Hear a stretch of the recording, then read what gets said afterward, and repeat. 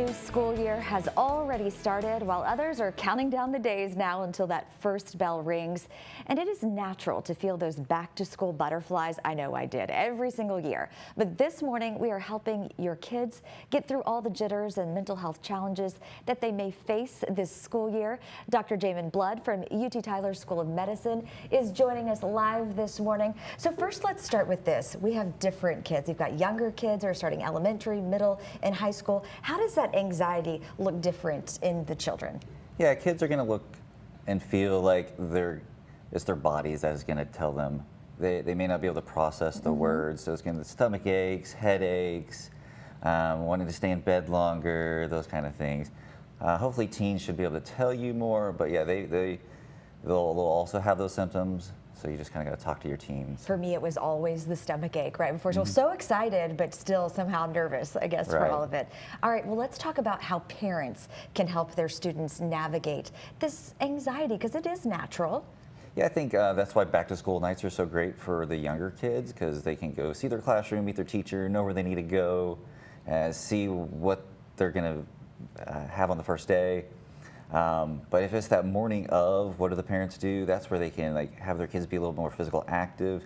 You know, like adults, we pace, but kids don't really know how to do that. So you encourage them to go for a walk or a jog, maybe do some sit-ups, some push-ups, things like that. Jumping jacks. Yeah, jumping jacks, just to get their body moving. That will help regulate their nervous system. That's really good advice, something I didn't even think of. So are these routines or activities, what all can you do to help your kids control it? Maybe not just first day of school, but as throughout the school year, if they start to have some anxiety with school, not just with going back to school, but making new friends, all the schoolwork they have. It can be a lot.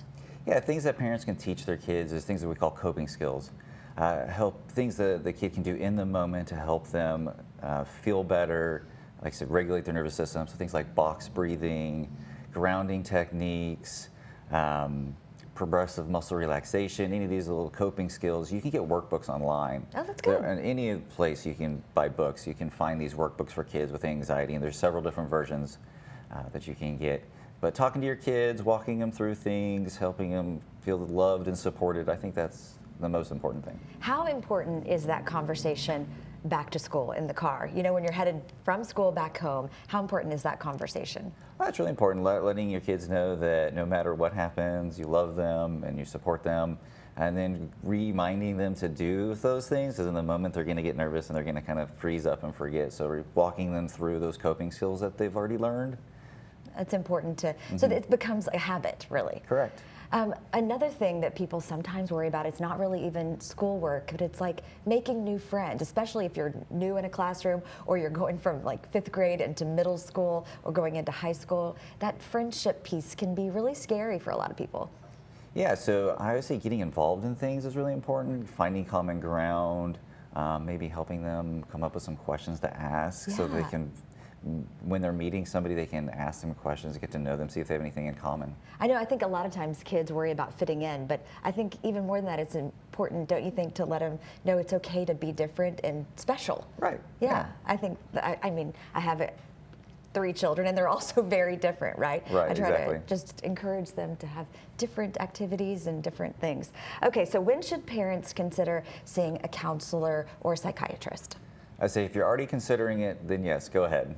But some of the warning signs, I would say, are these severe physical manifestations, the nausea, the vomiting, maybe even diarrhea, or these severe headaches. Those are going to be the most common physical symptoms. But irritability is also a common sign of anxiety. But look out for changes from their normal. If they're normally happy, outgoing, and now they're more isolated, they're not getting as much pleasure or joy from their hobbies or interests, those changes are what you got to look out for. And that's what y'all are here for. Yes. Thank you so much. We appreciate you being here, Dr. Blood. Hey, you're very welcome. We'll be right back.